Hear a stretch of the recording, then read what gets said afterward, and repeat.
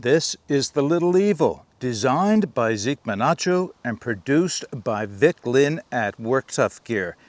Intended to be a fighting knife, I just had to know how well it would work as a woods tool. If you're interested in learning what I discovered, keep watching. Before I begin, I'd like to thank Vic for sending out the Little Evil so that I could share it with you. This is the large version. There is a large and a small. I think the basic difference is the length of the blade. Okay, so backstory on this.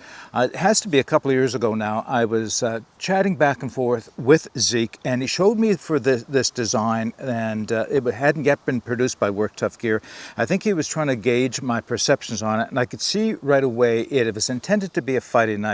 But to be quite honest, I had pretty much no interest in it because I'm not into fighting knives. I don't feel the need to have, own, or review fighting knives.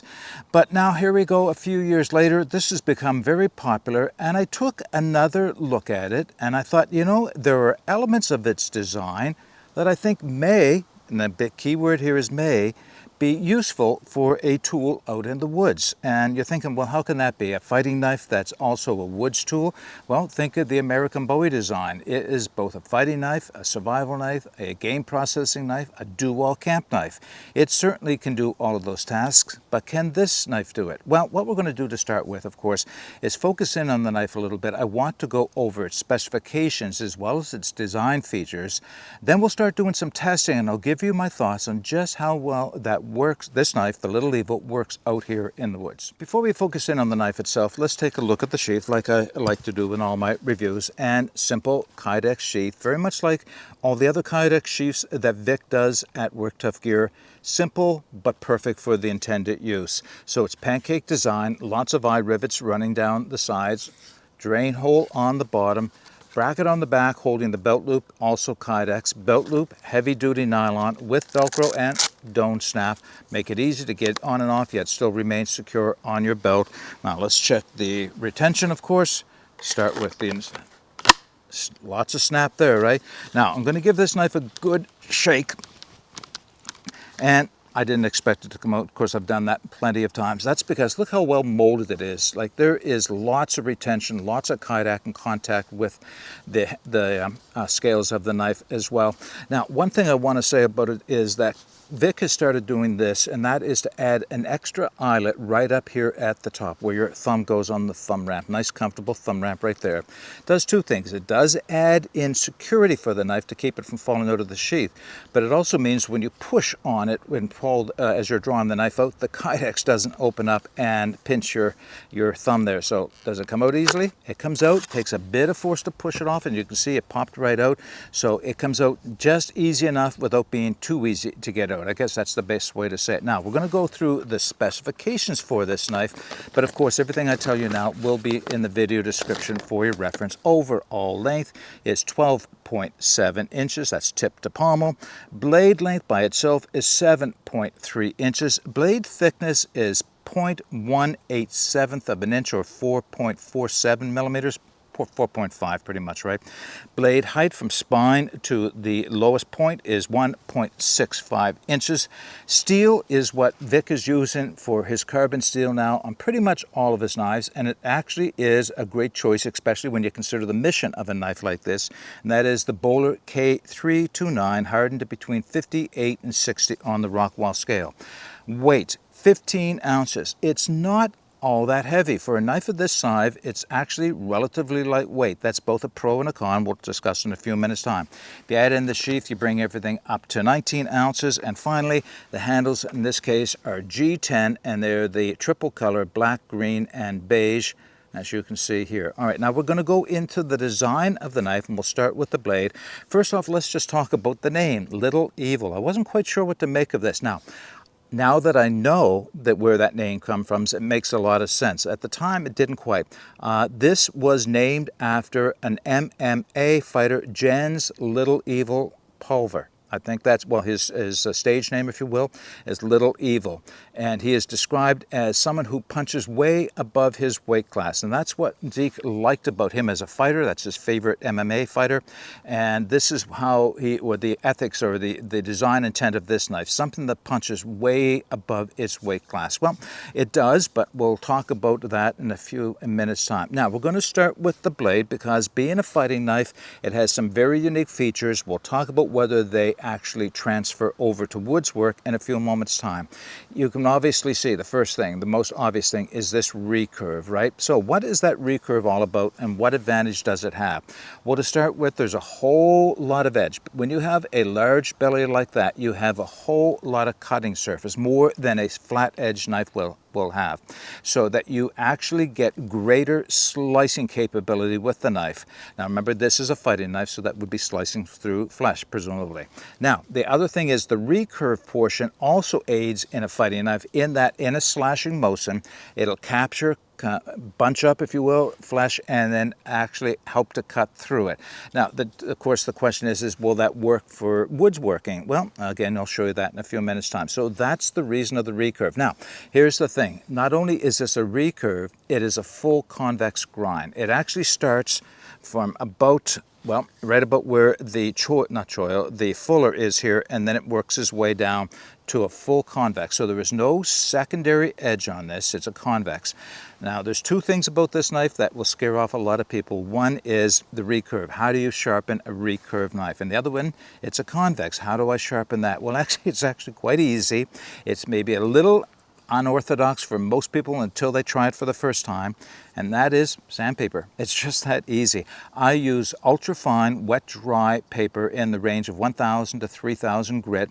I'll place it on a leather strop, or you can place it on a piece of wood, and tape it down, and that's all I use. Sometimes I'll use WD-40 as a lubricant, and basically I'm stropping the knife, and I'm stropping it off of the edge. So if this was the flat of the board, I would strop it off of the edge here as I pull away, and making sure I have contact with the edge. Very lightweight. You don't need to apply a lot of weight to it. That'll not only allow itself to conform to that recurve, but it will bring the edge in contact with that ultrafine paper, and that's all you need to do to sharpen a convex knife and at the same time a recurve knife. Now, yes, there's more fancy ways of doing it on belt sanders and the like, but the easiest and most effective way is like that. Now, I do have a round ceramic rod at home that I can run this down. Every time I take it home, I'll feel it and see if the edge has been at all damaged. Usually there's no loss of sharpness at all, because that's another feature, consideration of the grind itself. A convex grind is got a whole lot of edge strength. As they call it, the apple seed. The apex is not at all fragile. Even though it's a zero grind, it has a lot of strength and can withstand quite a lot of heavy use. But at the same time, it's always good to keep it in top working condition. So I either strop it on leather. Well, I do strop it on leather. Occasionally I'll use a ceramic rod. That's really all I've had to do, but I have sharpened knives like this on that ultrafine sandpaper, and it does a good job. That's what I'll say about it now. All right, let's move forward along the top of the knife. You can see the sway back here, the belly here. This is what drew me to it in terms of, I think this might be a good woodworking tool. This is like it was designed for being hit with a baton. And yes, it does work. And it's right above this, the point. I call that a point because anytime you've got a continuous curve like that, anywhere along that curve, there is a small section of metal creating a de facto point. So this will launch into wood with a strike on the top very, very easily. So that's what I'm thinking might work. This also might work well for carving. We'll see that in a few moments' time. Yes, it does have fullers. They're more aesthetic than they are functional. They do look nice. They do probably reduce a little bit of weight on the blade, but mostly it's an aesthetic. And this is one of Zeke's trademarks. This is the reverse tanto. So it gives you a very strong tip, but still has a lot of penetration on it. And that's what, of course, this knife is all about. All right, so that's the blade. What about the handle? So honestly, I'm of mixed opinions on it. I understand what Zeke was going for. I'm just not sure how well it works out, at least for me, and I'll explain. So to begin with, I was very familiar with the shape in this profile here because, of course, Zeke has used that on other knives like his Nomad EDC, which I very much love. I love it quite a lot. It's actually one of my favorite small knives. And he's repeated it here, except, of course, he's enlarged it. Now, you can see there's quite a deep finger choil here, and if you look at right there, the choil, actually the extension of the guard, kind of acts like a quillion on a fighting knife to catch and hold on to and divert other blades if you actually are fighting with somebody with that has a knife as well. At least I understand that's the theory behind it. I'm not a knife fighter, so I can't attest to that at all. So you can see it's unorthodox and different, but works on most knives. Not so much on this one, and here is the reason why. So Zeke's intent is that this is a two-position handle. You can move forward and you can move back on it. Maybe for someone with a smaller hand, but not for my XL hand. So what I think is intended to happen is from here to here is one grip, and the second grip is from that point to about this point. Can you see there's a small finger choil right here? Now let me show you this. When I have it in my hand, it's not really a two-handed grip or a two position for me. My hand pretty much fills the entire handle on it, and I can have a little bit of room to move back and forth, but not a whole lot. Unfortunately, what happens for me is that that little choil, the bump right there, is in direct contact. I'm not sure it's going to come up on the camera.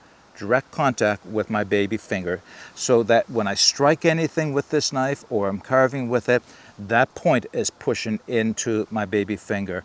I don't know if this will be an issue for people with smaller hands, but with anybody that has an XL hand, maybe even just a large hand, I think you may find that it's a bit uncomfortable right here. Let me know if you have this knife or have tried this knife, if that's an issue for you. At the same time, that's thick.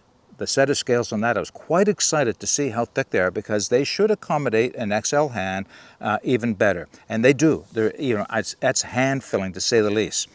But they're also a little blocky right up here. So after this review, I may well round it off to get a little bit more contour. And here's the irony.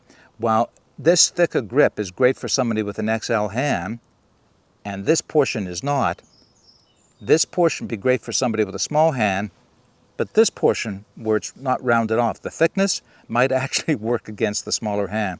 I don't know, the irony of it, right? Okay, thumb scallops here, so you can grab it in a pinch grip, and you can actually, this knife I can actually use in reverse grip quite comfortably. And now we'll just move down back to the pommel, and then we'll move on from here. So the pommel does have a striking surface. This actually looks to be quite a functional one, you can see here. Now, I use these more for pounding the knife into anything else, but yes, you could actually use this for a skull crusher or a nutcracker or whatever else you feel the need for it. Now, one of the questions you're asking is, can it chop? Well, I gave it a longer loop so that I can put my finger through, slide my hand back like this, and do some chopping with it. And I have, and I'll demonstrate that. It will chop, it's just not a great chopper, as you'll see in a few moments' time. Okay, that's everything about the design. Now, let's test it out and see if it actually does work as a woods tool. Okay, I've chosen an old down spruce tree. I've done some other chopping tests on this in the past, and it's still quite solid. It's very firm. I thought it might be springy here, but it's nice and firm where it is. It is 4.5 inches in diameter. I'm not sure that I'm going to chop all the way through this, and I'll tell you why in a minute. But okay, we'll get started. So here's what I do with chopping with this knife is, like I mentioned, I have that little loop of paracord. I am going to wear a glove. I don't normally wear gloves, but I just feel that with this knife a glove is really important, mostly because of that pommel. That pommel can be really hard on the hand. So I have that looped over my baby finger, and here's what's nice is this type of lightweight chopping, it does that with ease, right? It just sails right through that. Probably that's a 2 chopper. Let's have a look. All right, so that was a 3 chopper. Now, it's a bit windy here. Hopefully you'll be able to hear me. I am going to chop down into this a little bit just to see how well it will do here. But, all right, so let's do a little bit of chopping and see what happens.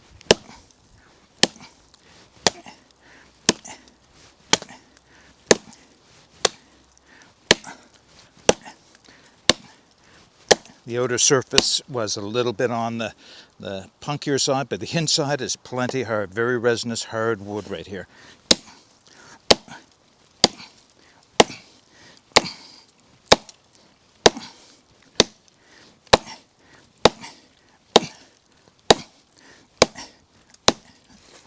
All right, that's enough. And the reason I say it's enough is that is more work than it should be for what I'm trying to accomplish.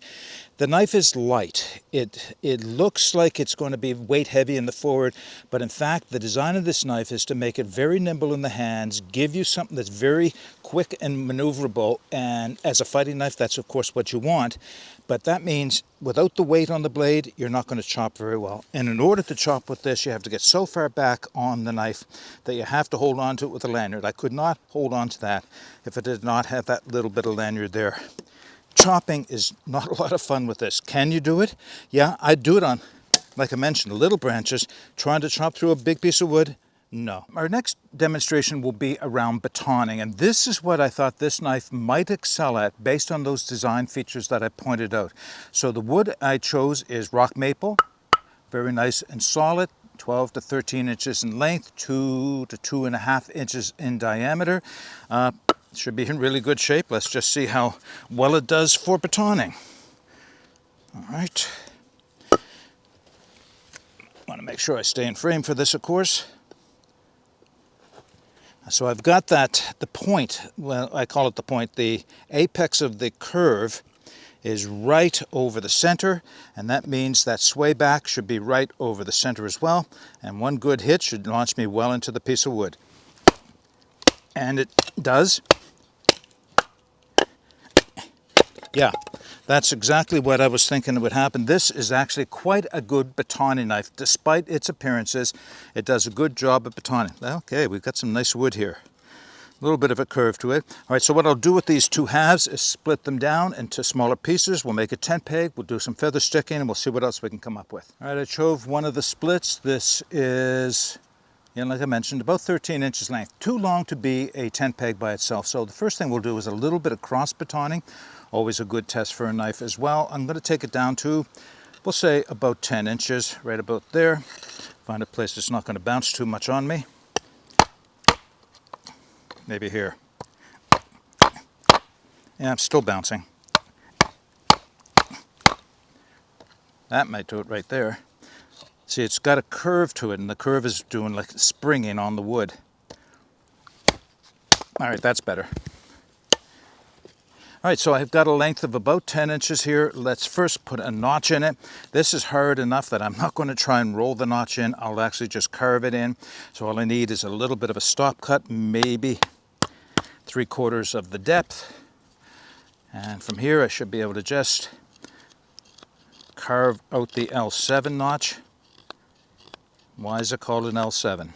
Because it looks like one. Either an L or a 7, depending on your frame of reference. It does that well enough. I actually quite like how well this will work for that type of work. It's got a very fine tip that I can get way up nice and close for carving, but it's not so thick through the widest part that I can't use my thumb as a lever point here, so it works well enough for that. All right, it's going to be hard to do because of the hardness of this wood, but the next thing we're going to do is try chest lever to put a point on this stick. All right, so the point of this demonstration is not only to see how effective the knife will be at this task, but also to see how comfortable it will be holding it in this reverse grip as I do the chest lever cut. So our tent peg, now it is rock maple, it will be hard, and it'll be a bit of a challenge, of course, much easier if you're using green stick, but that's part of the test, is to see how well it will work in something really hard like this wood is. All right, so let's get started and see what happens.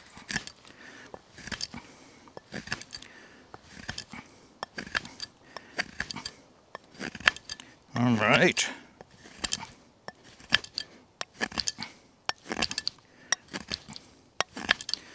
I think I'll do a little bit on the back side, just a little, kind of make the point. A little bit on the sides. The other side.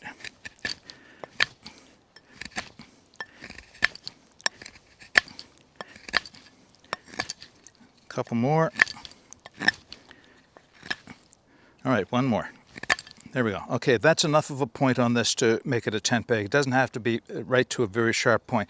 So here's what I'm finding. The knife actually does live up to my expectation of being something that will work well in reverse grip. So that recurve actually does grab the wood and slice through it just like it's intended to do in flesh, of course. It does so in wood just as well. And at the same time, even though this has that unorthodox looking grip, it's large enough that I can get my hand fully inside, use my thumb in the thumb scale, thumb on the blade, and get a comfortable enough grip that I could do this for quite an extended period of time. This is also aided by that full convex grind. It makes it much easier to grab the wood and slice through it. All right, good job at doing that. Let's see if we can get another stick out of that pile and do some feather sticking with it. So I was just splitting out a few more of those pieces of wood, and I thought this might be worth demonstrating as well. So it may be able to take the advantage of the capability of this knife in reverse grip to do some stabbing. So if I'm stabbing this into a piece of wood, just check the tip strength, which of course it has plenty of. Maybe I can also use it for creating small splits of kindling. So easy enough to test on, right? Let's just try this out. Right, so that's all there is to it. This knife works excellent for creating the small splits of kindling that you're looking for. And if it was a little bigger than this is, let's say this piece of wood right here, I can still do the same thing, just use my baton. This is not the best one to be doing this with because it's got a side to it or a rock to it. Let's see if I can't line this up somehow for this demonstration. All right, maybe that'll work. Because of that pommel, I can do exactly the same thing with this knife on larger pieces of wood and splitting them through. All right, now let's do some feather sticking. All right, I chose one of those pieces of maple to do some feather sticking with. It's got a split in it. Let me just clean that split off because that'll interfere with the feathers off of the stick. Actually, another little piece I have to clean off here. All right, that should do it. Now, let's see what we can't create with this. Maybe I'll go in that direction as well. So my theory is with this knife is that that curve in the bottom of the recurve, I can get very close to the pommel, or not the pommel, sorry, the guard, and I should have plenty of control, and that convex grind should give me some really nice control over the curls. But remember, this is almost 5 millimeters thick, so that might work against it. But it's not. I got to tell you, there's nothing, I know we all like our Scandi knives, but if you want a knife that will do feathers well, regardless of what other aspects of the design, how thick it is, you get a knife in full convex, and you will be impressed, except when it hits a knot like that did. Yeah, this is sliding through the wood. Now, put this in perspective. It's a large knife, it's thick. It is not the best feather sticking knife that I have ever used by any means. But for the size of the knife, this does really well. And that's directly attributed to that full convex grind. All right, let's see what it does for scraping. I'm just noticing all the different shadows that the trees are creating here, and I want to make sure that you can see what I'm doing, so hopefully this doesn't cover it up. There, nice place to put that. Do some scraping. Now, should mention that the portion of the blade back here is chamfered. The sharpness of the edge doesn't start till you get to that sway back area. So you're not going to get quite the same scraping action way back where your thumb is. That allows you to get way forward on the knife, but it may work against us here. Let's just see what happens. Yeah, it's not quite as easy. Now, it's sharp enough to... Certainly it's sharp enough to do the scraping, as you can see by evidence of that little bit of fuzz. But what happens is, if you're way forward, the leverage works against your hand. And like I mentioned, it's not sharp back here, it's chamfered off. So let's just see a little bit of fat wood.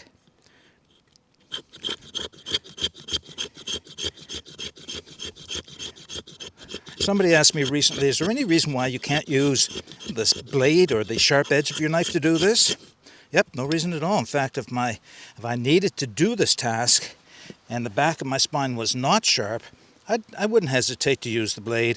But if you can save your blade, then why not? And that's the advantage of having a sharp spine, is for saving your blade's edge for tasks you need it for. Now it is a bit windy. Let's see what happens. And that was easy enough, right? Okay, that's enough of a demonstration. I think we can wrap this video up. A few closing thoughts for the Little Evil fighting knife, designed by Zeke Menacho. There's Zeke's maker mark there, and produced by Vic Lynn at Work Tough Gear. There's Vic's maker mark there. So we have to take into consideration what the design intent of this knife was, and Zeke's intent was a fighting knife, something that a service person could wear on their load-bearing belt and have available to them, and this will excel as a fighting knife. There's no doubt in my mind. Again, I'm not a knife fighter, but looking at all the features of this knife, I think this probably would excel for that mission. Of course, my interest was just how well would it work out here in the woods as a woods processing tool. Mixed, right? There is some mixed results on this. Let's start with the blade first. Now, the blade does in fact work very well as a splitting knife. It has a high, full convex edge. That full curvature down here means it will move into the wood very quickly, and when it reaches the flat area up towards the top, it starts to split it apart. Maybe not as well as a saber grind, but essentially it is a saber grind, but it just doesn't have a secondary edge, but a high saber at that. That sway back in there, which may be intended to lighten the knife up, does act as a great place to hit it with the baton, so that works off well. So I think it is not exceptional, but very good at splitting, and that's my comment on that. Now, when it comes to the recurve does exactly what it's intended to do on a fighting knife. It grabs, gathers, and pulls through material. In this case, using it in reverse grip, it did exactly that for the wood, aided, of course, by that, again, that full convex grind. Now, the point on this is almost center line. That's a little bit above center line, but it still is a good enough point and strong enough that you can stab and pierce with this and do drilling with it at the same time. As a chopping knife, maybe not so much. For those light snap chops with your baby finger through that little piece, of lanyard at the back, you can do the snap chops, but taking down trees or splitting or bucking pieces of wood, no, this isn't the knife for that at all. Now, when it came to feather sticking, absolutely. This knife did very well for a knife of its size, and that's important for a knife of its size, and again, attributed to that full convex grind, this does feather stick very, very well. Now, I say that with a little bit of caution. Obviously, there are knives designed for woodworking that will do a better job, but as a compromise knife, I don't even want to say that. As a bit more of a do-all knife, this will actually do a really good job at feather sticking for sure. Okay, holding this in reverse grip, as I mentioned, very comfortable in the hand, considering again the shape of the grip. You wouldn't think it would be holding it in reverse, but it's large enough for me to get my XL hand in there, move way forward, place my thumb on the thumb ramp and on the blade, and I have control and comfort at the same time. So that works out very well. For stab splits and reverse grip, you can't beat this, really. It's not going to come out of your hand. Your hand's not going to slide forward, and you don't have to worry about cutting yourself, so you can stab away at pieces of wood. And if it's a little harder than you can stab, you've got that nice hammer pommel on it, I guess. It's a skull crusher. I'm not sure. I guess on a fighting knife you'd refer to as a skull crusher. It's very functional for what it is. Not especially comfortable for your hand, but it will do a good job for what its intended purpose is. Now, here are my few and only real cons for this knife as a woodworking tool. I'm not even sure if I was using this as a fighting knife that I would necessarily like it. The grip is kind of comfortable. Like, I do feel I have full control over the knife. It is hand filling because that's a lot of G10 right there. That odd shape here works on a knife as it does on Zeke's other designs. It's this piece right here. This little point right here that was intended to give you a two-position grip on it does not work for me at all. As mentioned, as I showed, this comes right on the base of my baby finger, and when I'm grabbing onto this knife and holding on tight, it's uncomfortable. That's the answer. It's uncomfortable.